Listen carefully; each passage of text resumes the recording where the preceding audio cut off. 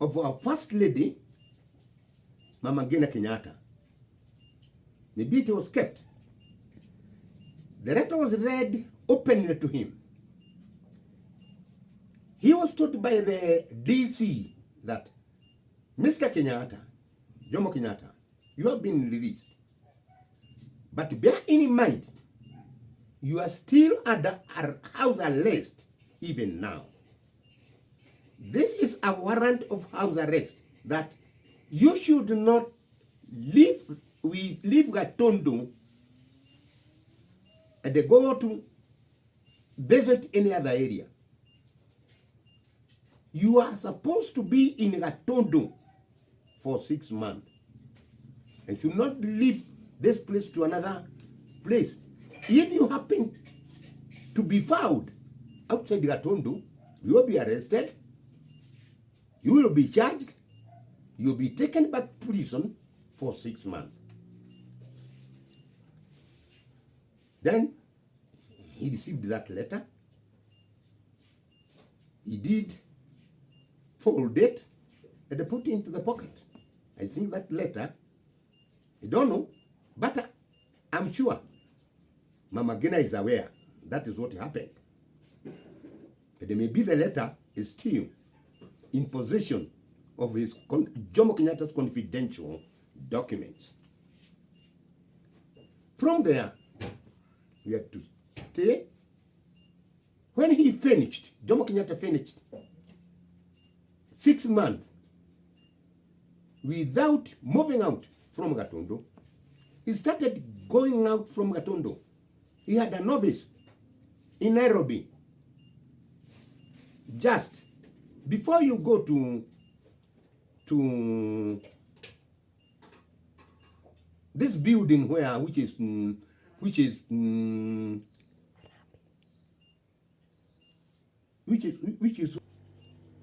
before his offices, the first offices of Jomo Kenyatta, he was accommodated at just before you reach to the insurance plaza.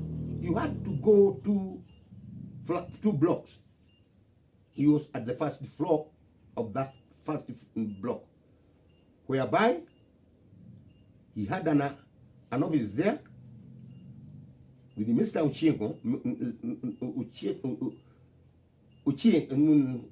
his secretary, Ochieng Oneko, and Mr. Jackson Againi was living in another with accommodated in another room, and Mr. Manyumba, who was the member of parliament from Udani, now was accommodated another room. So they were living together at the Jomo Kenyatta there.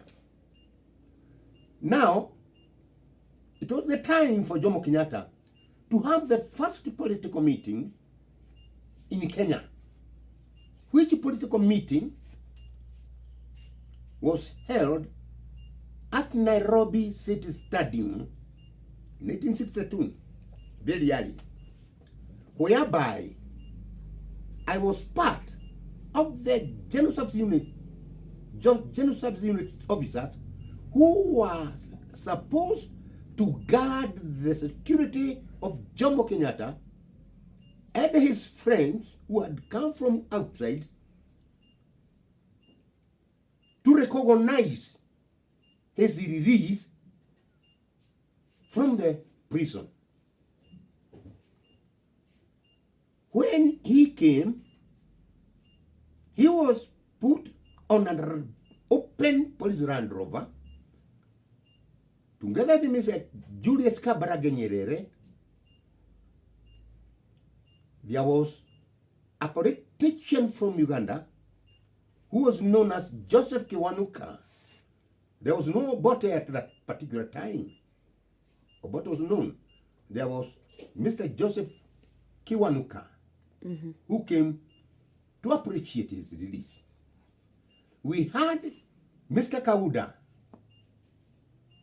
from Northern Rhodesia. We had Kamuzu Bada from Southern Rhodesia. Then they started going round the field on top of the police Land Rover with a loudspeaker. And that's the first time Jomo Kenyatta greeted the people with the word Harambee. The first time he applied Harambee to the people. And the people accepted it as a slogan of coming together. And they had his cow's tail, which used to flash to the people. He talked a lot. And the people are very happy during that particular time. After taking or finishing his time, he invited Mr. Julius Kambarage Nyerere to take over. Mr. Julius Nyerere took over the loudspeaker on his hand. And they greeted the people. And the people are very happy to have seen Mr. Julius Kambarage Nyerere, because they were only hearing about Kambarage. And that is the first time people in this country saw a person who is a prime minister from his country, a neighboring country, although in Tanganyika, it was known as Tanganyika, there was a governor in Tanganyika, I think he was known as Mr. Tanibu, that the governor. So they were very happy. Even myself, I was happy. From there, the loudspeakers handed over to Mr. Joseph Kiwanuka, who was a very, very good politician. He issued very credible words, encouraging words in politics, and which touched every member of Africans who attended that meeting, political meeting. There were a lot of people in that city stadium by that time. And that was the first Jomo Kenyatta political meeting. Kaunda took over from Joseph Kiwanuka. Mr. Kaunda took out the loudspeaker. He told people that here, Mr. Kenyatta is applying the word of Harambee. That is the sign of coming together. In our country, we tell people about Kwacha. We say Kwacha, Kwacha, Kwacha, and the people answer Kwacha. And that is the sign in our country of bringing people and the people accepting that togetherness. That's what he told us. Now, let me see. The truth is that after completing this political meeting, the greetings which were highly accepted by the members of the Africans, we took Kenyatta back to his place, to his home, Gatundu, and at Kina Nyerere, they had to go to the hotels, and then later they had to take up, I think, aeroplanes, because we did not escort them. But even the way they came, we cannot tell. From there, Jomo Kenyatta prepared the second political meeting, which was held in Nakuru at the Furaha Stadium. And we were the one who were in charge of his security into those political meetings. At the Furaha Stadium, we found a lot of people. he was highly welcomed by people. And they were very, very happy about him.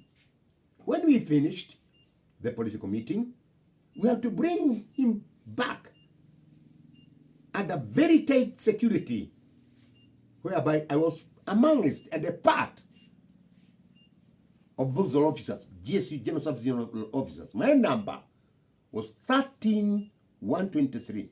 I think any police officer can go back and get or Google my number 13123, Andrew Githinji, and see where I was. The third political meeting of Jomo Kenyatta was held at Lorengo in 1862, whereby we had our job duty now was to see that we are taking care of Jomo Kenyatta and see that nothing can interfere or obstruct his intentions and the movement until he concludes his goal. We brought him to Lorengo. People from Kirinyaga had come. People from Rang had come. And even people from Nanyuki had come. And even we had some people who had come from the area of Kenny.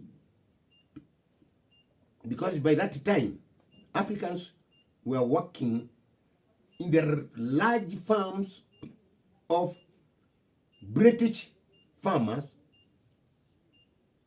who had a lot of sheep. And the majority of those Africans who were working in those farms, their job was to take out or to see that they are getting out of the manure to a manure. Yeah. That was their duty. So they had even come on foot. 20 to 30 kilometers. By that time it was miles. It was there was no kilometers. They were coming 30 miles on foot to come and receive their leader.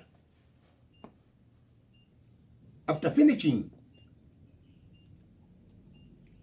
his greetings and accepting, whereby he accepted his contribution of fighting because of the freedom. At the same time, he accepted those generals who lost their lives in the forest, whereby the British government used to apply their Air Force aeroplanes to bomb the Aberdare slopes, where they were expecting Mau were hiding there. So they had killed many of them. So he had come to say thanks, and he has already appreciated what they did. And at the same time he said that even if he was imprisoned because of seeking the freedom and the right of the Kenyan, although the fight of freedom was not fought by all the